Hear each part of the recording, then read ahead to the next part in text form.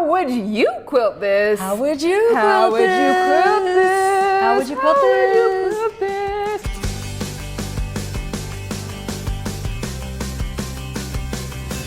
Today we're talking about, or we're looking at quilts that have more like, how would I describe them? They're more individual block designs, something more funky. Yes, something definitely modern. That it's harder to look at it and say, oh, this is what needs to be done, because there's so much going on in the quilts. You're like, wait, I don't want to take away something from this block, but if I do this design on everything, then this block will drown out, or this block will stand out, and I want to figure this out. 100%. It's hard. This was a tougher set of quilts here for me, honestly. Yes. I had to play with some different things till I finally settled on something I Yes, liked. and let's show them the two quilts right now, just so they can see what we're going to talk about. They need a more specific quilting design, and that is something that is really hard. So let's dive into the first quilt. The pattern is called Road Trip, and it's by Chris Jerd. Hopefully I said that right, Chris. I think this is such a fun, I think this is such a fun pattern. Angelique, start with what you would do with free motion for this baby. So the things that just kept standing out to me about this were the circles. Like every time I looked at this quilt, I agree, the circles just popped out at me. So I decided to focus on those first, those designs. And I did little flowers inside of the circles, kind of did some circle designs around that, kind of played with making them look kind of like a sun a little bit. Then, you know, with the, I guess the parts that's a little bit more road trippy, I just did some outer edge, you know, kind of stitch in the, well, I guess it's not really stitch in the ditch, but, you know, kind of made ditches, if you will, for those curves. And then just kind of played with the triangles a little bit, played with some straight line quilting in different places. I gotta lean over a little bit to see this one. It's funky, I'm not gonna lie. It's a little funky, but then I continued the straight lining around the borders, kind of changing those directions, because you had like sort of the breaks with the colors in there. And I just went a little wild and wonky with it. I love it. I love how you kind of echoed around the zigzag and then continued that zigzag throughout. And I think for this one, we had similar feelings in the wonkiness of it. And with the curves. It was fun. Once I kind of got settled on something, it became really fun. And I decided for all my quilting on this, I focused on, again, pink rose, because there is a lot of pink in this quilt, but this blends so nicely in that it will look kind of whitish, but it'll have that nice tone. Yeah, I like that. What'd you do? For me, I did something, I wouldn't call it like all the way similar, but played with the funkiness of it. And I wanted to play more with straight lines in this one. Cute. And so going around, racetracky. It is, right? Going around the curves several times. I would think I would want to do like 1/4 inch lines, like the distance between them being 1/4 inch, which it would take forever, but it would look really good. Same with this end, one, right? I felt like it's gonna take some time. And so anytime there's a curve or a circle, kind of just like following around that curve with those straight lines, and then the in-between part doing horizontal lines at that 1/4 inch. And I think that would be fun and play with making the curved piecing pop, and then let the zigzags of the curves just kind of stand out on their own. And then for the border, because I really loved the circles, just doing circles on the border. That's doing cute. some like That's a good large idea. pebbles on the border to bring out the curves and the circles in the middle of the quilt. And I know you don't love pebbles, so that's interesting that you took that. I hate pebbles because I don't hate them. I really love the way they look, but I hate having to quilt them out because it just, I feel like they never work the way I want them. So I just need to practice. I need to practice, and this would be a great practice one. And I think, you know, there are like quilting rulers that you could use that are round. So if you really want to make sure that they stay consistent, that might be a good choice. Exactly. But for thread-wise, I think if I use a nice obsidian black on that border, and then also maybe in the black parts of the curved, then that meshes into it. So then if my pebbles aren't perfect, then we're good. That's and then a good idea. For doing the straight lines, I don't know. I was thinking maybe straw yellow or smoky quartz or even white wool, something that would blend into the background. And again, I wouldn't be able to really tell unless we had the quilt here, but this is my initial thought. And it's really interesting, like I saw more pink in this quilt and that you saw more yellow in this quilt. I think I saw pink, but I think I wanted the yellow to stand out because I think having yellow is like fun black and and bright. yellow does look I really don't good know. together. I know, it's like a bumblebee. It's going to sting you in the end. All right. Well, hopefully this. Let's quilting check it out our doesn't automation with sting it. QCT6. Yes. Okay, when it comes to automation, I decided to go with possibly running rainbow for this one. And again, it's playing with the lines. I can see like that. lots of lines in the curves. The only thing about running rainbow that I don't love for this particular quilt is the large spaces in between whenever you go to nest the rows. And that's just because whenever you have large spaces in an automation, especially when these rainbows are so tight, those spots that aren't as tight really stand out. And for a quilt like this, you want the quilt because it's so fun and chaotic and bright, and like there's so many patterns in it that you want that to stand out in the automation. For me, I just want it to mesh in the back. So you know what might be a good idea is a mix there. Yes. So maybe you do the automation, but you know you're going to have those places that pop out, and that's when maybe you do a little meandering, like micro stippling or something, to get those to flatten back out, and then you got kind of a mix of stuff. I do a lot of mixed work. I think that would be fun. I love this one, That's pipeline, fun. because there's lots of curves in this quilt, and so balancing it out in a different way by doing something more geometric. Like it's geometric, but it's also really wonky, and in my mind, I'm like, it's like silly wonky. Those are probably the wrong descriptive words, but that's okay. And I used pipeline on a quilt before, and it is a really nice pattern. Right? It's so cute. And then again, I referenced this one in episode 1 because it just is one of my favorites. It's Spool's Lower Practice. It's got the straight lines, it's got the curves, and it's so dense that once it's quilted out onto this quilt, it will really mesh into the background. And I would do it probably in light wool or smoky quartz, something that really blends. So when I get the quilts, figure out what blends and use that. What would you do? Well, I struggled a little bit with the automation as well on this and decided, again, I would have to use QCT6 Gold for this because those circles were just like boom for me every time, and I didn't want to just detract from those. So I decided that I would use the pattern Eclipse to eclipse out those circles and do, as far as like the background, the bubbles. So that way it would just kind of flatten that area out a little bit, and it is still kind of fun and funky with the different curves. And I want to tell, one second, I want to tell them about Pattern Eclipse a little bit more. So QCT is the automation system that you can hook up to your Qnique long arm. And on the gold card, Pattern Eclipse is a feature where if you have a spot that you don't want to quilt, but you want the whole background to be this one like edge to edge pattern or whatever, you can block out this one section. And so blocking out I got just an example the circles here.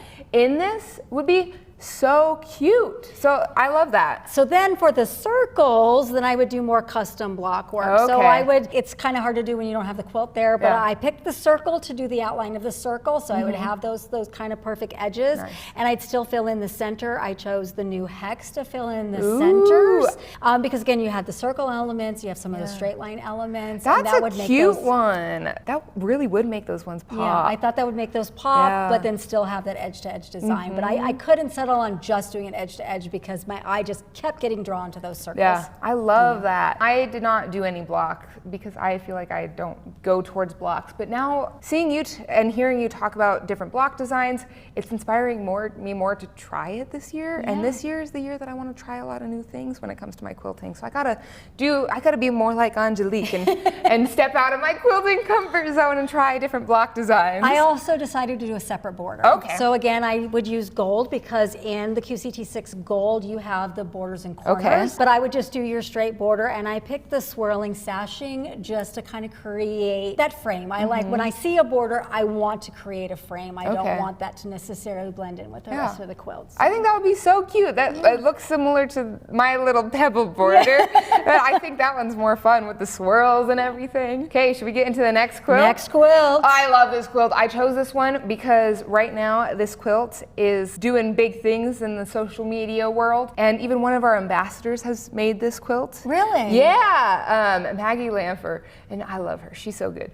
But she made this quilt, and I was thinking, ooh, maybe I want to make it, and how would I quilt it if I want to make it? But this is the Solstice Sampler by Alderwood Studios, and technically it's put together by Alderwood Studios, but each block is made by a different person. Okay, but it's organized by them. That's why it's so like, well, it's a sampler. Yes, it's a sampler. And if you don't know what a sampler quilt usually consists of, a sampler quilt just means you're sampling out different techniques in quilting. And so this just has a lot of different techniques that you can learn. Angelique, you go first. How would you quilt this? Okay, so there was something about the block designs here that reminded me of like the Southwest. Okay. And maybe like some Native American designs that sometimes you see. So I decided to kind of emphasize that with using more of a, what do you call it when you're like tracing? Echoing? Echoing. I tried to echo more of the shapes. Okay, yeah. So that's kind of what I did here, or create sort of a look of blocks where, you know, things didn't have like the lines in there. And then in the center, I played with sort of that diamond shape that was there. And then, you know, it was funny because when you had first sent me this one, the picture was actually backwards. Oh, and okay. so when I originally kind of like, because I actually started with automation on this one first, I designed it a little bit different, but for some reason when I popped it into my tablet here, it fixed itself. And that's when I caught the joy. Ah. So I decided to kind of outline the joy so you could kind of see that there. Okay. And then to balance that, since there's a word on one side, I felt like there needed to be a word on the other side. And so I made a love for the other side there. That's in fun. that. So yeah, that was kind of what my thoughts were there. Ah. Thread-wise, I saw a lot of the slate tones and the blues in here. And so I thought French blue would be a good choice to just kind of, you know, emphasize, not take away from the oranges, and just make it kind of pop a little bit. I love French blue. It's one of my favorites. Okay, here was my initial thought. I said, I have no clues what to do with this. I don't want to figure out how I would free motion this. It's gonna take so much time. But here's the thing, with a quilt like this, I truly think doing an edge-to-edge design sometimes takes away from how unique each individual block is. That's how I felt. And so this was my first initial design, and I was like, I was just gonna say like, screw this. I do not want to have to do this. But then I thought, wait, Jenna, put in the time. This could look really cool. And then this is kind of what I came up with. Ooh, you kind of had the same thought with the joy, yeah. So I wanted, again, a mixture of organic lines and straight lines because I love that balance. And I wanted to do 3 main designs throughout the whole thing because with the sampler, what I noticed is each block, they're all really different. And so I wanted to do elements that would draw each block together. And so doing swirls, doing petals, and then doing some straight lines, quilting that's a 1/4 inch apart in different areas to really not bring out something, but to just make sure that all the blocks kind of mesh together and there's an element connecting all of them. Because for some we of had these, very similar design in the center. Right? Not the very, very center, but like I know they reminded me of like tangerine or orange slices. But after doing this, now I want to do it. Yeah. And I did a lot of what you did with echoing the shape. And so for a lot of these more geometric shapes, I made sure to echo them either inside or outside just to give them a little something else to help them stand out a little bit more. I think the one I had the most difficulty with was probably this bottom one in the middle because I feel like it was so different from the rest. How do I connect them all to each other? And so taking these drunkard path shapes and turning them into a like flower of some sort was my way of connecting it to everything else. But this one was so fun to make, and now I'm thinking, hey, Ambassador Maggie, you want to send it to me? I send your quilt to me, and I'll free motion it for you. I want to piece this one first. Right? Yeah. It's so cute, though. But I think that taking the time to actually figure out how to free motion it really stood out. Yeah, it was definitely a tough one. I spent a lot of that center one. I tried several things first before I finally settled. I mean, it was like draw, erase, draw, erase, draw, erase, because it is definitely a challenging quilt. Quilts like this also are works of art, and they deserve quilting, especially free motion quilting, that balances out and it is just as good and as intricate and as beautiful as the piecing itself. And you know, it's interesting because you had said you were trying to bring them together, and I did something similar with my second automation. Now, I did find an edge-to-edge design. I don't know if like I would actually do this one, but I took it from the name Celestial. Yeah. That these were all supposed to, these blocks were all stars and things like that, or you know, parts of the universe. Yeah. And so you had your joy and you had your love. And so I did try to kind of play with that, and I did pick space. Again, this was just a generic edge to edge for me. I seriously doubt I would do this unless I was really in a hurry to quilt this. But the one I really liked was kind of what you did there. How would I tie this together by doing some custom quilting with automation? So again, QCT6 gold, either in the plus or the pro. Probably pro because I have a couple multi-pattern placements that might be useful. And I tried to connect some of the shapes. So there were just ones that looked a little bit more square to me in the designs because of the way the colors kind of edged out. And I tried to, it's almost like a tic-tac-toe board.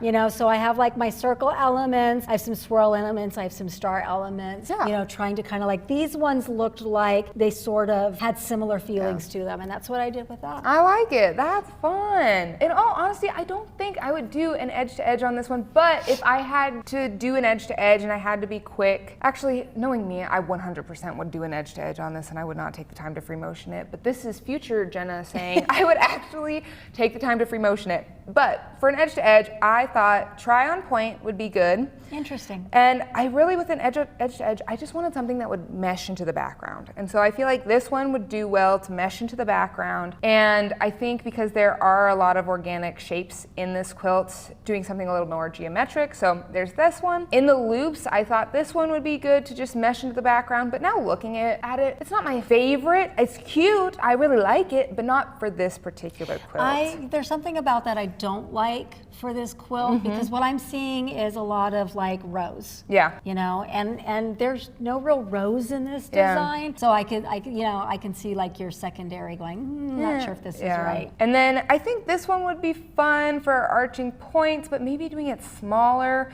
But truly, I think for this one, I was just stumped on what to do for an edge to edge design. And so I honestly probably wouldn't use automation on this one. I mean, it was like, it's part of the challenge to kind of come up with that if you are an automation quilter. There is nothing wrong with that, but there was just something about this quilt that felt like to me, I needed to take the time to focus on each block individually and really highlight those features. And there's something so fun about challenging yourself when it comes to free motion, because ever since getting automation, I tend to just do automation because it's easier and it's more precise. But with free motion, there's more of an art to it that I'm so drawn to. And for this particular quilt, I think free motion, for me at least, is the way to go. But if I was in a hurry, I 100% would do automation. I actually prefer to do more free motion and ruler work than I do automation. And when I do automation, I tend to blend. It really kind of depends too in the mood. Sometimes it's like, I just really want to quilt and I want to take my time to quilt. And this isn't going to anybody, it's for me, I have the time to do that. But then there are those times like, I'm gifting this, I'm running out of time, I need to get this done. And then I'll lean on something else a little bit simpler to do. If you were also stumped by this quilt when you first looked at it, I want you guys to take a screenshot of it and doodle out what you do free motion wise. Post it on Facebook, post it on the Grace Facebook page, and tag us, because I would love to see what you do, because everyone is such different quilters. I get inspired by looking at everyone's designs, and a lot of times when I go to look at free motion, look to free motion something, I am on Google just looking up what other people have done for different quilts. Whatever you want to do, there's no wrong way. Right? And it's fun looking at these crazy quilts just to see, like, they're not crazy, but they need something a little bit more special. Not in a bad way, but they're definitely... They're a little bit more, they need something a little bit more than just an edge-to-edge design, if that makes sense. Absolutely. And it's so fun. That is pretty much it for our oh my gosh, the time went by so fast. Quilts, I guess we're going to call these. Little wonky quilts. A little bit more modern quilts. So please join us again. And if you would like us to feature one of your quilts, go ahead and send us an email. We would absolutely love to play with your quilts and give you some inspiration. And again, don't forget to like and subscribe and give us a thumbs up if you found this really interesting. Until next time, how would you quilt this? How would you quilt this? How would you? How would you? How would you quilt this? Sorry.